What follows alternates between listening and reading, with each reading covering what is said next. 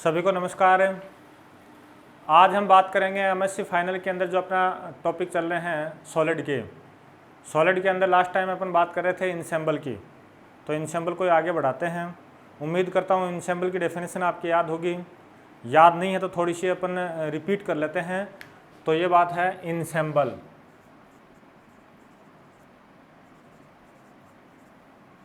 तो इंसेंबल के अंदर इंसेंबल की डेफिनेशन करने से पहले एक दो बात अपन ये कर लेते हैं कि सिस्टम क्या होता है। तो सिस्टम के लिए देखो बहुत सारे पार्टिकल मिलकर, ये बहुत सारे पार्टिकल हैं, ये मिलकर एक बनाते हैं सिस्टम का निर्माण करते हैं। क्या बनाते हैं? सिस्टम बनाते हैं। और बहुत सारे सिस्टम मिलकर, ये सिस्टम नंबर फर्स्ट है, ये सिस्टम नंबर सेकंड है, ये आपका सिस्टम नंबर 3 है, ये 4 है। ऐसे बहुत सारे सिस्टम मिलकर किसका क्या बनाते हैं? ये बनाते हैं इंसेंबल को बनाते हैं। बात समझ आ गई? अब बात आती है डेफिनेशन की। डेफिनेशन के अंदर मैं बहुत ही जनरल अगर मैं बात करता हूँ तो ये लिखूंगा कि बहुत सारे सिस्टम मिलकर इंसेंबल बनाते हैं, लेकिन ये करेक्ट डेफिनेशन नहीं है। करेक्ट डेफिनेशन किस प्रकार से होगी कि इंसेंबल की डेफिनेशन बोल रहा हूँ, it is a collection of large number of identical and independent system. यहाँ पर दो शब्द बोलना जरूरी है, मैक्रोस्कोपिकल, आइडेंटिकल एंड इंडिपेंडेंट सिस्टम। ठीक बात ना? यहां बात आती है, पहले बात आती है मैक्रोस्कोपिकल, आइडेंटिकल। इसका मतलब क्या है? मैक्रोस्कोपिकल का मतलब तो है कि जो मैक्रोस्कोपिक पैरामीटर है उनसे संबंधित है। आइडेंटिकल का मतलब है कि वो सेम होंगे। यानी कौन से पैरामीटर सेम होंगे? मैक्रोस्कोपिक पैरामीटर आपके क्या होंगे? सेम होंगे। मैक्रोस्कोपिक पैरामीटर में क्या आता है? P, V, N, T, mu, ये कुछ मैंने लिखे हैं, ये आते हैं। और आइडेंटिकल की ये क्या होने चाहिए? आपके सेम होने चाहिए। तो पहली बात तो ये है कि मैक्रोस्कोपिक का मतलब क्या है। फिर बाद में अपन बात करते हैं कि इंडिपेंडेंट का मतलब क्या है। यहाँ इंडिपेंडेंट का मतलब क्या है? तो देखो इसका मतलब केवल यही है कि जैसे मैंने ये दो सिस्टम की बात की, एक सिस्टम ये है और एक सिस्टम क्या है? ये है। इन दोनों के बीच में या किन्हीं भी दो के बीच में किसी प्रकार का इंटरेक्शन नहीं होता है। तो इंडिपेंडेंट का मतलब हो गया कि जो सिस्टम है वो नॉन इंटरेक्टिंग है। सिस्टम कैसे हैं? नॉन इंटरेक्टिंग है। तो मेरे हिसाब से आपने देखो ये डेफिनेशन याद कर ली इंसेंबल की। It is a collection of large number of macroscopic identical and independent systems। ठीक बात ना? देखो नॉन इंटरेक्टिंग का मतलब आप ऐसे भी लगा सकते हो, ठीक वैसे ही जिसमें गैस के अंदर अपन क्या मानते हैं कि गैस नॉन इंटरेक्टिंग होते हैं। आइडियल गैस पोस्टुलेट जब करते हैं तो यही मानते हैं कि वो क्या होती हैं? नॉन इंटरेक्टिंग होती हैं। तो इस प्रकार से आप क्या मान सकते हो कि ये तो गैस का ये गैस है और ये नॉन इंटरेक्टिंग है। यहाँ पर ये सिस्टम है और ये क्या है? नॉन इंटरेक्टिंग है। तो मेरे हिसाब उम्मीद करता हूँ कि ये डेफिनेशन आपके एकदम से याद हो गई। कुछ भी नहीं है, केवल दो शब्दों का ध्यान रख लेना, मैक्रोस्कोपिकल, आइडेंटिकल, और उसके बाद में आपको ध्यान रखना है किसका? इंडिपेंडेंट का ध्यान रखना है। इसके बाद में आगे अपने एग्जाम में क्वेश्चन आता है काइंड ऑफ या टाइप ऑफ, काइंड्स या काइंड ऑफ इंसेंबल। देखो वैसे तो इंसेंबल बहुत प्रकार के होते हैं, लेकिन मुख्यतः वाइडली यूज्ड जो इंसेंबल हैं वो तीन ही हैं। एक तो अपना है माइक्रो कैनोनिकल,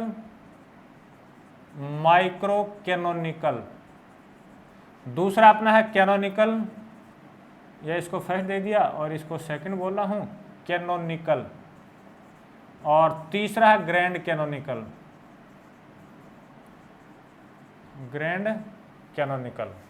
ठीक बात है। फिर बाद में देखो क्वेश्चन आता है कि इनको आपस में कंपेयर करो, तो कंपेयर करने वाला और टाइप ऑफ इंसेंबल वाला क्वेश्चन अपन अब करते हैं। तो नंबर फर्स्ट अपन बात कर लेते हैं माइक्रो कैनोनिकल।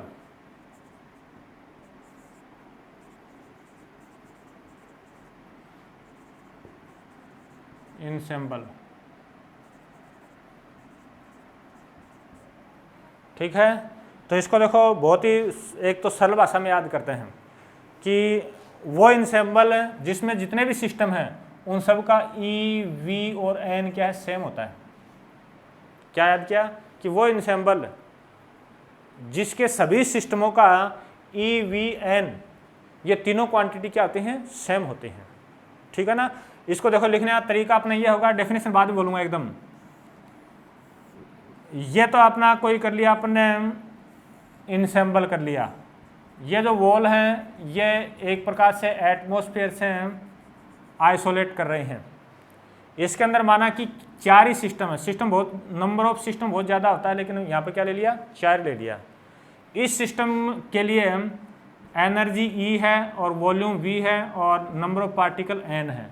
सेम यहाँ भी क्या ले लिया, E, V और N। यहाँ भी क्या ले लिया, E, V और N। और यहाँ भी क्या ले लिया, E, V और N। यहाँ पे समझने की कोशिश करो कि इस सिस्टम की ऊर्जा E है तो इसकी भी ऊर्जा E है और इसकी ऊर्जा क्या है, E है और इसकी क्या है, E है। सेम ऐसे ही 2 और के लिए आप बोल सकते हो। ये जो दीवार है देखो सबके लिए ये सेम होने की जब बात हो रही है तो ये दीवार कैसी होनी चाहिए, ये वॉल है वो कैसी होनी चाहिए। ये जो वॉल है, इस वॉल की जो कंडीशन है वो आपको याद नहीं करनी है, आप वैसे याद कर सकते हो। देखो आपको E कांस्टेंट रखना है। E कांस्टेंट रखने के लिए एनर्जी का जो ट्रांसफर वो नहीं होना चाहिए, तो दीवार आपकी कैसी होनी चाहिए, इंसुलेटिंग।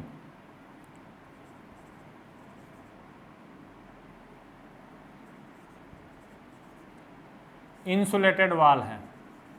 बात समझ आ गई सबके। इसके बाद में आपको क्या करना है, V कांस्टेंट करना है।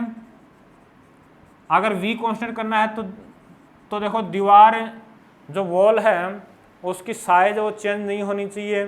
चेंज नहीं होने का मतलब है वो रिजिड होनी चाहिए। इसके बाद में आता है N कांस्टेंट। आपका क्या है, N कांस्टेंट। N कांस्टेंट कब होगा, जब नंबर ऑफ पार्टिकल है वो इधर से उधर नहीं जाएंगे। इधर से उधर नहीं जाने के लिए ये दीवार कैसी होनी चाहिए, इम्परमिएबल होनी चाहिए।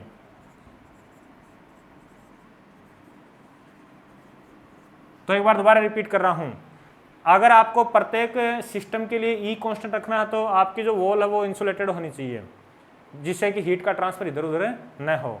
इसके बाद में V कांस्टेंट रखनी है तो आपकी वॉल है वो कैसी होनी चाहिए, रिजिड होनी चाहिए। और रिजिड होने का मतलब है उसकी साइज चेंज नहीं होगी, तो वॉल्यूम भी क्या हो जाएगा, कांस्टेंट हो जाएगा। फिर बाद में N कांस्टेंट आपको रखना है, N यानी नंबर ऑफ पार्टिकल कांस्टेंट रखना है। तो देखो ये जो आपकी बीच ये जो वॉल है ना, इनकी बात कर रहा हूँ, ये जो बीच की जो वॉल है ना, ये नंबर ऑफ N कांस्टेंट करना है, तो ये जो वॉल है वो आपकी इम्परमिएबल होनी चाहिए। अब मैंने शुरुआत में याद करने के लिए तो ये बोला था कि EVN कांस्टेंट, बहुत ही सरल बात कर ली, लेकिन डिफाइन कैसे करोगे। डिफाइन करना बहुत ही आसान है, एक ही तीनों की डेफिनेशन सेम हो जाएगी, एक एक अक्षर चेंज करेंगे अपन केवल। तो लिखेंगे it is a collection of identical and independent systems. It is a collection of identical and independent systems which have same energy, same volume and same number of particle, same number of particle।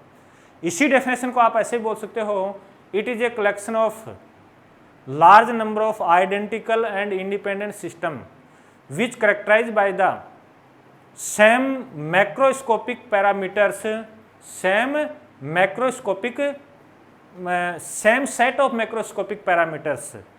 तो वो set कौन सा हो गया, EVN हो गया। बात clear होगी सबके। उम्मीद करता हूं कि ये भी आपके समझ में आ गया है। अब देखो नंबर 2 ऊपर लिखा था, पहला लिखा था माइक्रो कैनोनिकल। नंबर 2 जो टाइप है वो है कैनोनिकल इंसेंबल। कैनोनिकल इंसेंबल के अंदर याद करने के लिए आप याद करो TVN। क्या याद करोगे, TVN आप याद करोगे। यानी प्रत्येक सिस्टम का टेम्परेचर सेम होगा, वॉल्यूम सेम होगा और नंबर ऑफ पार्टिकल सबके क्या होंगे, सेम होंगे। ठीक है। अगर आप ऐसा करना चाहो तो देखो ऐसा अगर करना चाहो तो आपके इंसेंबल के अंदर जो सिस्टम है, ये तो इंसेंबल कर दिया,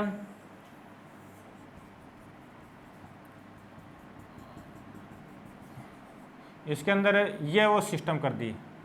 इसकी जो ये दीवारें हैं या ये वॉल है, इनका टाइप क्या होना चाहिए, इनकी जो नेचर है वो क्या होनी चाहिए। पहले मैंने शुरुआत में लिखा कि इसके लिए टी वी और एन होगा, इस सिस्टम के लिए भी टी वी और एन होगा कांस्टेंट, और इसके लिए भी टी वी और एन क्या होगा, कांस्टेंट होगा, और इसके लिए भी टी वी और एन क्या होगा आपका, कांस्टेंट होगा। आपको टी कांस्टेंट रखना है, टी कांस्टेंट रखना है। जैसे जैसे मान लो इस सिस्टम का टेम्परेचर कम होना शुरू हो जाए, इसकी एनर्जी कम होना शुरू हो जाए, ये इधर से हीट ले ले या फिर इधर से ले ले या फिर इधर से ले ले, ठीक है ना। ऐसी जो वॉल है उसको अपन क्या बोलते हैं, कंडक्टिंग। तो इसकी जो वॉल है वो कैसी हो जाएगी, कंडक्टिंग हो जाएगी। बात समझ आ गई सबके। इसके बाद में आगे क्या लिखा, वी, इनके लिए सेम है वी कांस्टेंट। वी कांस्टेंट होने के लिए जो वॉल है वो कैसी होनी चाहिए, रिजिड होनी चाहिए। इसके बाद में क्या लिखा, एन कांस्टेंट। एन कांस्टेंट होने के का मतलब क्या है कि पार्टिकल वो इधर उधर मोशन नहीं कर रहे हैं, तो आपके जो क्या होना चाहिए, इम्परमिएबल, इम्परमिएबल होना चाहिए। अब देखो सेम वैसे ही डेफिनेशन लिखनी हो तो कैसे लिखोगे, it is a collection of large number of, it is a collection of large number of identical and independent system which have the same temperature, same volume and same number of system। Definition number 2 लिखना चाहो तो आप ऐसे लिख सकते हो, it is a collection of large number of identical and independent system, identical and independent systems which characterize by the same set of macroscopic variables T V N. इसमें एक छोटी सी बात और बोल देता हूँ, अगर मान लो इनका T कॉमन हो गया, अगर T कॉमन होता है यानी T जब कांस्टेंट हो जाता है तो उसको बोलते हैं थर्मल इक्विलिब्रियम बोलते हैं। यानी प्रत्येक जो सिस्टम है वो किस में है, थर्मल इक्विलिब्रियम में है। थर्मल इक्विलिब्रियम के अंदर कोई सिस्टम कब पहुँचता है, जब वो सिस्टम हीट का ट्रांसफ़र करता है, या हीट ट्रांसफ़र का मतलब या तो हीट निकलती है उससे या फिर वो हीट लेता है। टेम्परेचर उसका कम, यानी टी को कांस्टेंट कैसे रखा जाता है आपको सबको मालूम है। इसके बाद में नंबर 3 अपन बात करते हैं, 3 वाले की। तो तीसरा आपका है ग्रैंड कैनोनिकल इंसेंबल। तो ग्रैंड कैनोनिकल के अंदर शुरुआत में याद किया EVN, दूसरा TVN, यहाँ बोलूँगा मैं टी वी और म्यू, बस इतना याद करना है, टी वी म्यू। आप डायग्राम ऐसे बना सकते हो, ये तो ले लिया मैंने कोई इंसेंबल जिसके जो ये जो वॉल है इस प्रकार की है कि एटमॉस्फेयर से आइसोलेट कर रही है। इसके अंदर ये बहुत सारे आपकी क्या है, 4 सिस्टम हैं। इसकी जो वॉल्स हैं वो इस प्रकार की, इसका मतलब है परमिएबल। परमिएबल क्यों है ये अपन थोड़ी देर में बात कर लेते हैं। इस सिस्टम के लिए टी वी और म्यू कांस्टेंट, और इसके लिए भी क्या है, टी वी और म्यू कांस्टेंट, इसके लिए भी टी वी और म्यू कांस्टेंट, और यहाँ भी क्या है, टी वी और म्यू कांस्टेंट। आप टी कांस्टेंट करना चाहो, कांस्टेंट करना चाहो तो वॉल कैसी आ जाएगी, बोलो। थोड़ी देर पहले बात की थी कंडक्टिंग, भाई बात नहीं की हो तो भी टी कांस्टेंट करनी हो तो वॉल कैसे होनी चाहिए, कंडक्टिंग होनी चाहिए, जिससे हीट का ट्रांसफ़र होता रहेगा। हीट का क्या होता रहेगा, ट्रांसफ़र होता रहेगा। प्रत्येक सिस्टम है वो थर्मल इक्विलिब्रियम के अंदर रहेगा। इसके बाद में वी कांस्टेंट आपको करना है। तो देखो बार बार बात कर रहे हैं, आपकी वॉल है वो कैसी होनी चाहिए, रिजिड होनी चाहिए। इसके बाद में म्यू कांस्टेंट की जब बात करते हैं, म्यू कांस्टेंट की, म्यू यानी केमिकल पोटेंशियल। केमिकल पोटेंशियल में रिलेटेड होता है नंबर ऑफ पार्टिकल्स हैं, नंबर ऑफ पार्टिकल से रिलेटेड होता है।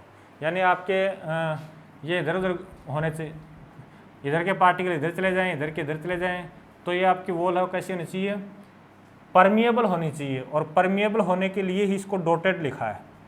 ये जो वॉल है बीच वाली, इनको क्या लिखा है, डॉटेड लिखा है। तो ये लिखा परमिएबल। तो 3 बात कर ली। अब बात वही आती है, आप भाई एग्जाम में तो अपन को डेफिनेशन लिखनी पड़ती है, आप ये डायग्राम बनाते हो और फिर बाद में ये थोड़ा सा लिख देते हो कि वॉल इस प्रकार की अपने काम में ली है, ठीक है ना। तो देखो डेफिनेशन क्या लिखोगे, it is a collection of large number of identical and independent system which have the same temperature, same volume and same chemical potential. बात याद होगी।